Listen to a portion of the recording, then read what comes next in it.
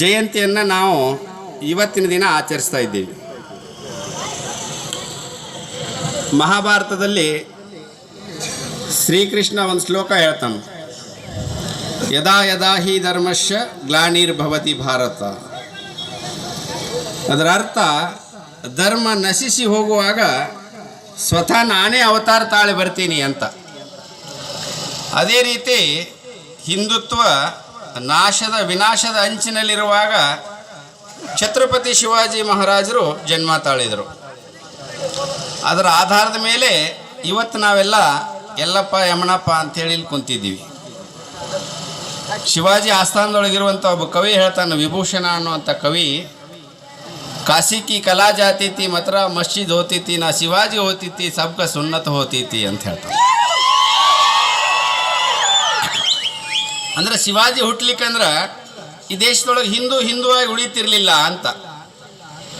ಅಂಥ ಒಂದು ಛತ್ರಪತಿ ಶಿವಾಜಿ ಮಹಾರಾಜರ ಜಯಂತಿಯನ್ನು ನಾವಿಲ್ಲಿ ಆಚರಿಸ್ಬೇಕಾದ್ರೆ ಅಡೆತಡೆಗಳು ಎಷ್ಟು ಅಂದ್ರೆ, ನಮ್ಮ ಕಾರ್ಯಕರ್ತರು ಇವಾಗ ಬಂದ ತಕ್ಷಣ ಹೇಳಿದರು, ಏನು ನಾವು ಶಿವಾಜಿ ಜಯಂತಿ ಏನು ಪಾಕಿಸ್ತಾನದಾಗ ಮಾಡಕತ್ತೇವೆ ಅಫ್ಘಾನಿಸ್ತಾನದೊಳಗೆ ಮಾಡಕತ್ತೇವೆ ಅನ್ನೋದೇ ಗೊಂದಲ ಆಗ್ಬಿಟ್ಟಿದೆ.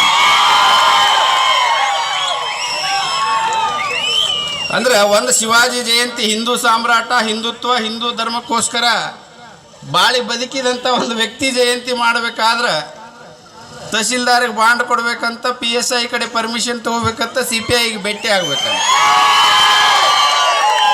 ಅಂದರೆ ಕಾನೂನು ನಾವು ಗೌರವಿಸ್ತೀವಿ, ಯಾಕಂದರೆ ಕಾನೂನು ಶ್ರೇಷ್ಠವಾದದ್ದು. ಆ ಕಾನೂನನ್ನು ನಾವು ಮಾತ್ರ ಗೌರವಿಸಿದ್ರೆ ಅದಕ್ಕೆ ಬೆಲೆ ಇರೋದಿಲ್ಲ. ಈ ಒಂದು ಮೈಕ್ ಹಚ್ಚಿ ನಾವು ಕಾರ್ಯಕ್ರಮ ಮಾಡಬೇಕಾದ್ರೆ 28 ಕಾಯ್ದೆಗಳನ್ನು ನಮ್ಮ ಕಾರ್ಯಕರ್ತರನ್ನು ಕರೆದ ಇಲ್ಲಿರುವಂಥ ಸಬ್ ಇನ್ಸ್ಪೆಕ್ಟರ್ ಮಾತಾಡ್ತಾರಂತ, ಏನಾರು ಮಾತಾಡಿದ್ರೆ ಒಳಗೆ ಹೋಗಿ ಬಿಡ್ತೀನಿ ಅಂತೇಳಿ.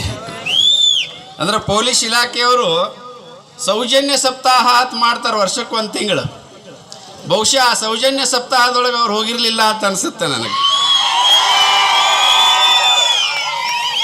ಕಾನೂನನ್ನು ಗೌರವಿಸೋರನ್ನ ನಾವು ಗೌರವಿಸ್ತೀವಿ ಅಂತೇಳಿ ಎಲ್ಲ ಪೊಲೀಸ್ ಸ್ಟೇಷನ್ ಮೇಲೆ ಬರೆದಿರ್ತಾರೆ. ಆ ಗೌರವವನ್ನು ಇಟ್ಕೊಂಡೇ ನಮ್ಮ ಕಾರ್ಯಕರ್ತರು ಪೊಲೀಸ್ ಸ್ಟೇಷನ್ಗೆ ಹೋಗಿರೋದು. ಹೀಗಾಗಿ ಅಲ್ಲಿ ಎರ್ರಾಬಿರ್ರಿ ಮಾತಾಡೋದು ಸಮಂಜಸವಾದದ್ದಲ್ಲ. ಯಾಕಂದ್ರೆ ಹಿಂದೂಗಳು ಪಾಕಿಸ್ತಾನದೊಳಗೆ ಶಿವಾಜಿ ಜಯಂತಿ ಮಾಡಿದರೆ ಇದೆಲ್ಲ ಕಾಯ್ದೆ ಕಾನೂನುಗಳನ್ನು ಅಳವಡಿಸಿದ್ರೆ ನಮಗೇನು ದುಃಖ ಆಗೋದಿಲ್ಲ. ಯಾಕಂದರೆ ಇಡೀ ದೇಶದಲ್ಲಿ ಮುಸಲ್ಮಾನರಿರೋದು ಬರೀ 17%, ಬಾಗಲಕೋಟೆ ಜಿಲ್ಲೆ ಒಳಗಿರೋದು ಬರೀ 12%, ಕೆರೂರು ಒಳಗಿರೋದು ಬರೀ 7%. ಆದರೂ ಸಹಿತ 93% ಹಿಂದೂಗಳು ಶಿವಾಜಿ ಜಯಂತಿ ಮಾಡ್ಬೇಕಂದ್ರೆ ಇಷ್ಟ ಯಾಕೆ ಗೊಂದಲ? ಅರೆ ಸತ್ಯ ಹೇಳೋದ್ರಿಂದ ನೋವು ಆಕೈತಿ ಅಂದ್ರೆ ಸ್ವಲ್ಪ ಕಿವಿ ಒಳಗೆ ಹತ್ತಿ ಇಟ್ಕೊಂಡ್ರೆ ಚೆನ್ನಾಗಿರ್ತೈತೆ. ಈಗ ನಾವು ಇವತ್ತು ಅನುಮತಿ ತಗೊಂಡು ತಹಸೀಲ್ದಾರ್ ಹತ್ರ ಮುಚ್ಚುಳಿಕೆ ಬರೋದು ಈ ಕಾರ್ಯಕ್ರಮವನ್ನು ಮಾಡ್ತಾ ಇದ್ದೀವಿ. ಅದು ನಮಗೂ ಸಂತೋಷ. ಕಾನೂನನ್ನು ಪಾಲನೆ ಮಾಡೋದು ನಮ್ಮ ಜನ್ಮಸಿದ್ಧ ಹಕ್ಕು. ಆದರೆ ಬಾಗಲಕೋಟೆ ಜಿಲ್ಲೆ ಒಳಗೆ 350 ಅನಧಿಕೃತ ಮಸೀದಿ ಮೇಲೆ ಯಾವುದೇ ಪರ್ಮಿಷನ್ ಇರಲಾರ್ದ ಮೈಕ್ ಒದರ್ತಾವ. ಒಂದು ದಿವಸಕ್ಕೆ 5ರಿಂದ 10 ಬಾರಿ ಒದರ್ತಾವ. ಆದ್ರೆ ಒಂದು ನೋಟಿಸ್ ಮಾಡೋ ತಾಕತ್ತು ಯಾವ ಅಧಿಕಾರಿಗೂ ಬಂದಿಲ್ಲ.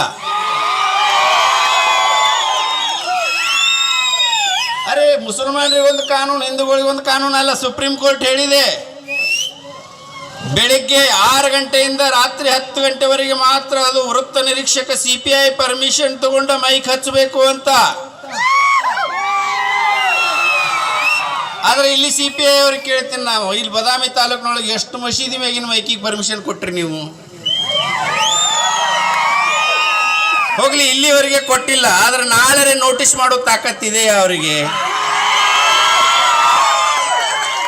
ನಮ್ಮೆಲ್ಲ ಕಾರ್ಯಕರ್ತರ ಕಾರ್ಯಕ್ರಮ ಮಾಡಬೇಕಾದ್ರೆ ನಾವು 108 ಕೇಸ್ ಹಾಕ್ರಿ ನೀವು. ನಾವು ಅದನ್ನು ಅನುಭವಿಸ್ತೀವಿ, ಸಂತೋಷದಿಂದ ಅನುಭವಿಸ್ತೀವಿ. ಯಾಕಂದ್ರೆ ಶಿವಾಜಿ ಸಲುವಾಗಿ ಒಂದು ಕೇಸ್ ಹಾಕೊಳ್ಳೋದೇನು ದೊಡ್ಡದಲ್ಲ. ಆದ್ರೆ ಆ ಮಸೀದಿ ಮೇಲಿನ ಮೈಕಿಗೆ ಒಂದು ನೋಟಿಸ್ ಮಾಡಿ 108 ಒಂದು ಕೇಸ್ ಹಾಕ್ರಿ, ಅಥವಾ ಅದನ್ನು ಕಿತ್ತೊಗಿ ತಾಕತ್ ನಿಮಗಿದೆಯಾ? ಅವಾಗ ನಾವು ಗೌರವ ಮತ್ತು ಅಧಿಕಾರಿಗಳ ಬಗ್ಗೆ ಇನ್ನೂ ಹೆಚ್ಚಿನ ಗೌರವ ಬರುತ್ತೆ ನಮಗೆ. ಆದರೆ ಹಿಂದೂಗಳು ಬಂದಾಗ ಏನಾರೇ ಮಾತಾಡೋದು, ಏನಾರೇ ಕಾಯ್ದೆ ಹೇಳೋದು, ಮುಸಲ್ಮಾನರಿಗೆ ಯಾವ ಕಾಯ್ದೆ ಇಲ್ಲ ಅಂದ್ರೆ ಇದನ್ನ ಹಿಂದೂ ಸಮಾಜ ಒಪ್ಪುವುದಿಲ್ಲ. ಯಾಕಂದ್ರೆ ಛತ್ರಪತಿ ಶಿವಾಜಿ ಮಹಾರಾಜರು ತಮ್ಮ ಜೀವನದಲ್ಲಿ 3000 ಯುದ್ಧಗಳನ್ನ ಮಾಡಿದರು. 3000 ಯುದ್ಧಗಳು ಒಮ್ಮೆ ಸೋತಿಲ್ಲ ಅವರು. ಜಗದೇಕ ವೀರ ಛತ್ರಪತಿ ಶಿವಾಜಿ ಮಹಾರಾಜ್. ಯಾಕಂದ್ರೆ ಛತ್ರಪತಿ ಶಿವಾಜಿ ಮಹಾರಾಜ್ ಇಂಗ್ಲೆಂಡಿನ ಒಂದು ಸಾರ್ವಜನಿಕ ಸಂಸ್ಥೆ ಒಂದು ಅಧ್ಯಯನ ಮಾಡಿದೆ. ಜಗತ್ತಿನೊಳಗೆ ಅತಿ ಶೂರ ಯಾರಾದ್ರೂ ಇದ್ರೆ ಅದು ಛತ್ರಪತಿ ಶಿವಾಜಿ ಮಹಾರಾಜ್ ಭಾರತದೊಳಗೆ ಹುಟ್ಟಿದ್ದಾರೆ. ಯಾಕೆ ಛತ್ರಪತಿ ಶಿವಾಜಿ ಮಹಾರಾಜ್ ಅತಿ ಶೂರ ಅಂತ ಹೇಳಿ ಇಂಗ್ಲೆಂಡ್